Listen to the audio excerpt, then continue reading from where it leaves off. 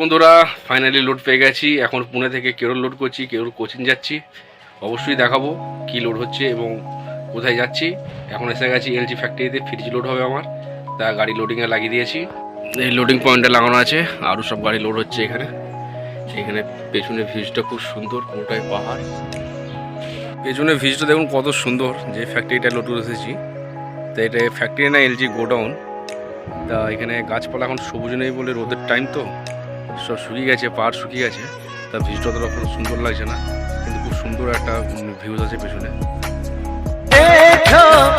क्या घने ऊंचे ऊंचे पर्वतों के साए हैं, चल के यूं मचल के रंग बदल के हमसे मिलने आए हैं। লোড করে ফ্যাক্টরি থেকে বেরিয়ে গেলাম। এই ফ্যাক্টরি ভিউজ দেখলাম, পুরোটাই পাহাড়, পাহাড়ের ওপরে লোড হচ্ছিল। হাই বন্ধুরা, ব্লগটা কেমন লাগলো অবশ্যই কমেন্টে জানাবেন, একটু লাইক করে দেবেন এবং নিজের পরিবারের খেয়াল রাখবেন, সাবধানে গাড়ি চালাবেন। পরবর্তী ভিডিওতে আবার দেখা হচ্ছে। সবাই ভালো থাকবেন, বাই বাই।